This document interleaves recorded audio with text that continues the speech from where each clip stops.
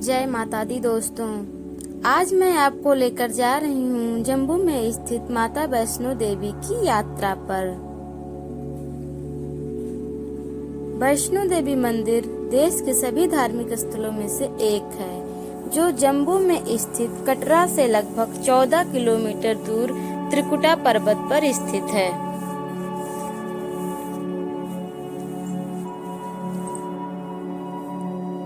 वैष्णो देवी मंदिर माँ दुर्गा को समर्पित 108 शक्तिपीठों में से एक है, जहां श्रद्धालु माता वैष्णो देवी के दर्शन करने आते हैं। माना जाता है माता रानी के दर्शन करने से सभी मनोकामनाएं पूरी हो जाती हैं। दोस्तों, इस वीडियो में मैं आपको वैष्णो देवी यात्रा की पूरी जानकारी दूंगी, जैसे कि आप यहाँ कब आएं, आप यहाँ कैसे पहुँचेंगे, अपना स्टे कहाँ करें, माता रानी के दर्शन के लिए पैदल, घोड़ा, खच्चर, पालकी से कैसे जाएं और इनका किराया क्या होगा, यात्रा का बजट क्या रहेगा, फ्री धर्मशाला कहाँ है, कहाँ खाएं, कहाँ रुके, सभी जानकारी आपको इस वीडियो में मिलेगी। माता रानी का दर्शन करने के लिए आपको पहले कटरा तक आना पड़ेगा। इसके लिए आपका सबसे अच्छा और सबसे कम बजट का जो रास्ता है वो है ट्रेन से। ट्रेन आपको हर बड़े मेजर शहरों से कटरा रेलवे स्टेशन तक के लिए मिल जाएगा। और बात करें बस की, तो बस भी आपको हर बड़े शहरों से आसानी से जम्मू के लिए मिल जाता है। फिर आपको जम्मू बस स्टैंड से कटरा के लिए बस पकड़ना होगा। और बात करें प्लेन की, तो आप जम्मू एयरपोर्ट तक आ सकते हैं। फिर वहां से कैब या बस करके 50 किलोमीटर डिस्टेंस कवर करके कटरा पहुंच सकते हैं।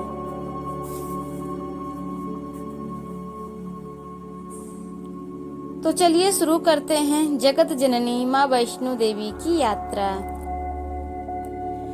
तो दोस्तों, हम अपनी यात्रा शुरू करते हैं दिल्ली से। मेरी ट्रेन थी रात में 11 बजे की और हम अब घर से खा पीकर आराम से निकलते हैं। ट्रेन हमें लगभग 12 बजे के आसपास मिलती है और फिर हम वहां से निकल दिए। लगभग 12 से 13 घंटे का यह सफर बहुत ही अच्छा था। दूर से ही हमें इन पहाड़ों के नज़ारे दिखाई देने लगे थे। इन पहाड़ों के नज़ारे, झरने और यहाँ की जो प्रकृति थी वो बहुत ही सुंदर थी। आपको ट्रेन से ही माँ अर्धकुमारी माता का मंदिर दिखाई देने लगता है। मेजर दूर शहरों से कई ट्रेनें यहाँ आती हैं। वैष्णो देवी कटरा रेलवे स्टेशन का परिसर बेहद खूबसूरत है। दोपहर के टाइम लगभग हम 3 बजे के आसपास माता वैष्णो देवी कटरा रेलवे स्टेशन पहुंचे। यहाँ उतरते ही मैं माता रानी को प्रणाम की और अपने आप को पीसफुल महसूस करने लगी। उतरने पर पूरी की पूरी ट्रेन खाली हो गई। भक्तों की भीड़ बहुत ज्यादा थी। वो कहते हैं ना कि जब माता रानी का बुलावा आता है तो कोई माता रानी के दर्शन करने से रोक नहीं सकता। मेरी माता रानी जिसको भी बुलाती है वो बड़े ही भाग्यशाली होते हैं। श्री माता वैष्णो देवी कटरा रेलवे स्टेशन का साफ सफाई, वहाँ की व्यवस्था बहुत ही अच्छी है।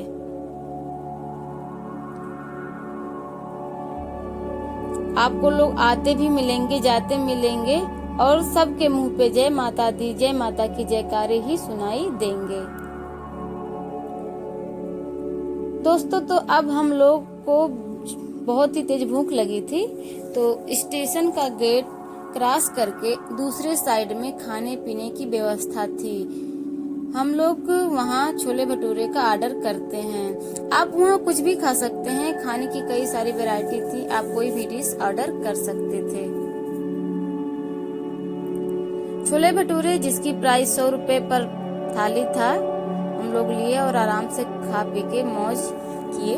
फिर खाने के बाद हम लोग निकलते हैं। आगे वहाँ टैक्सी स्टैंड बना हुआ है, जहां से आपको टैक्सी मिल जाएगी जो माता रानी के भवन के रास्ते पे फर्स्ट गेट पर आपको उतारेगी, जिसका किराया 50 रुपए पर पर्सन लेते हैं। हम लोग रेलवे स्टेशन से पैदल ही आ गए और वहाँ पास ही में होटल ले लिए, जिसका नाम सुमंगलम होटल था, जो फर्स्ट गेट के आसपास जो मेन रोड था उसी पे ही था।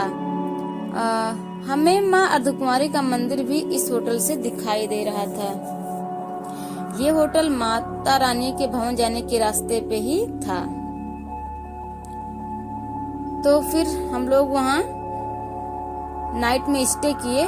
फिर अगली नेक्स्ट मॉर्निंग हम लोग उठे और अपनी यात्रा पर्ची RFID कार्ड बनवाने निकल दिए। जो भी भक्त 5 ईयर से ऊपर हैं उनके लिए RFID कार्ड मैंडेटरी है। RFID कार्ड आप यात्रा रजिस्ट्रेशन काउंटर से भी बनवा सकते हैं। RFID कार्ड बनवाने के लिए आपको कोई पैसे नहीं देने होंगे, ये फ्री ऑफ कास्ट होता है। तो अब हम पहुंचते हैं माता रानी की यात्रा के फर्स्ट गेट पर और यहाँ बैग चेक होता है। यहाँ भीड़ बहुत ज्यादा होती है, लाइन में आपको लगना पड़ेगा।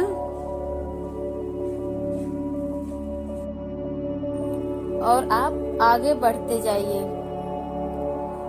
चेक होने के बाद हम आगे बढ़ते हैं और आगे चलकर मार्केट में माता रानी के लिए चुन्नी और उनके श्रृंगार का सामान लेते हैं।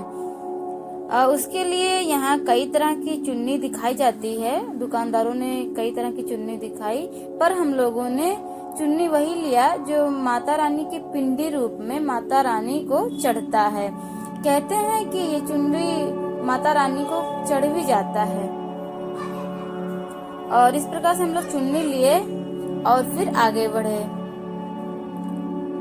लगभग 1.5 किलोमीटर की चढ़ाई चढ़ने के बाद हम पहुंचते हैं बाणगंगा।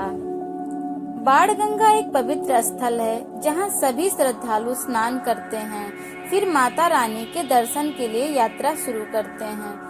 माना जाता है कि जब माता त्रिकुट पर्वत पर पहुंची तो वहां उनकी भेंट हनुमान जी से हुई, जिन्हें उन्होंने इस स्थान पर रहने का आदेश दिया। लेकिन हनुमान जी ने माता रानी से कहा, माता मैं इस वन में इन पहाड़ों में बिना पानी के कैसे रहूंगा। तो माता जी ने अपने तरकश से बाण निकालकर धरती पर मारा और वहां गंगा प्रकट की।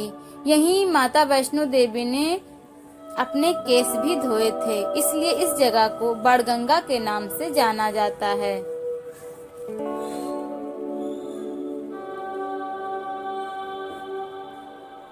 और अब हम लोग भी यहाँ स्नान करते हैं, फिर तैयार होकर निकल देते हैं।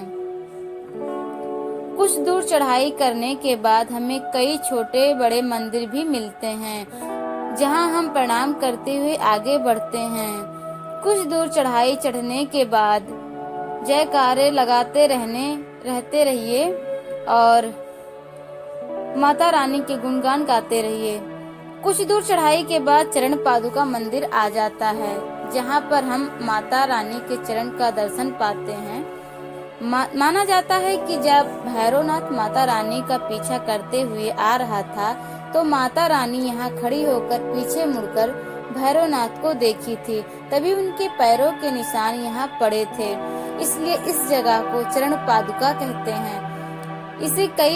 इसमें कई सारे देवी देवताओं की भी मूर्तियां बनी हुई हैं।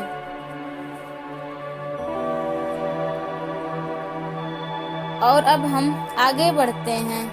चरण पादुका से लगभग 4 किलोमीटर की दूरी पर अर्धकुमारी लोकेटेड है। अर्धकुमारी इस पूरे ट्रैक का हाफ डिस्टेंस है, यानी अगर आप अर्धकुमारी पहुंचते हैं तो आप आधा दूरी कवर कर लिए। आप बाय रोड ट्रैकिंग करके आए या घोड़ा खच्चर या पालकी भी ले सकते हैं। वैसे घोड़े का किराया आपको एक तरफ का 1500 रुपए और दोनों तरफ का 3000 रुपए लेते हैं, और पालकी का किराया आपका एक तरफ का 3000 रुपए लेते हैं। हम लोग ट्रैकिंग करते हुए कुछ दूर रोड से तथा कुछ दूर सीढ़ियों से होते हुए चढ़ाई चढ़े। सीढ़ियाँ चढ़ने से थोड़ी थकान लगती है, लेकिन चढ़ाई थोड़ी जल्दी हो जाती है। जिनको घुटनों में दर्द हो या फिर जो वृद्ध लोग हैं, वो सीढ़ियों से ना जाकर बाय रोड ही चलें, उनके लिए वही सही होगा। वैसे माता रानी का गुणगान करते हुए चलने में कोई थकान महसूस नहीं होता है। बस आप चलते जाइए और माता रानी के जयकारे लगाते चलिए।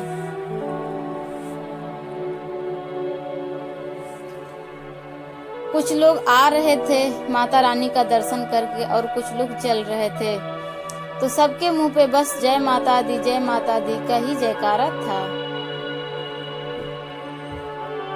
तो दोस्तों, अब हम अर्धकुंवारी पहुंच चुके हैं।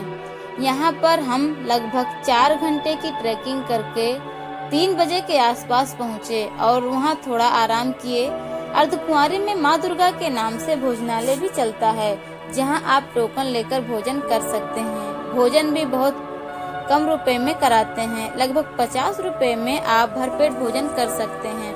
भोजन करने के बाद हम लोग अर्धकुंवारी में माता रानी के गर्भ जोन का दर्शन करने के लिए पर्ची लेने पहुँचे। वहाँ भीड़ बहुत थी। पता चलता है कि नंबर आने में 18 घंटे लगेंगे। इस जगह को गर्भजोन क्यों कहा जाता है, इसके लिए कथा भी है। माना जाता है कि जब भैरवनाथ माता रानी का पीछा करते हुए त्रिकुट पर्वत पर आ गया, तो माता रानी भागकर इसी गर्भजोन में बैठकर तपस्या करने लगी और 9 महीने तक यहीं गर्भजोन में ही रहीं और गर्भजोन के बाहर हनुमान जी इनकी रक्षा करते रहे। इसी बीच हनुमान जी और भैरवनाथ के बीच कई दिनों तक युद्ध हुआ और लास्ट में माता रानी गर्भजोन से निकलकर भैरवनाथ का सिर धड़ से अलग कर दिया। इस प्रकार से भैरवनाथ का अंत हो गया। लेकिन माता रानी को ये बात पता थी कि भैरवनाथ ने जो भी किया वो मोक्ष प्राप्ति के लिए किया था। तो साथ ही साथ माता रानी ने आशीर्वाद दिया कि जहाँ तुम्हारा सिर गिरा है वहाँ तुम्हारा मंदिर बनेगा और जो भक्त मेरे दर्शन करने आएंगे वो साथ ही साथ तुम्हारे दर्शन भी करेंगे। जो भक्त मेरे दर्शन करने के बाद भैरवनाथ के दर्शन नहीं करेंगे, उनकी यात्रा अधूरी रहेगी। इसके आगे की वीडियो आपको अगले पार्ट में मिलेगी। जय माता दी।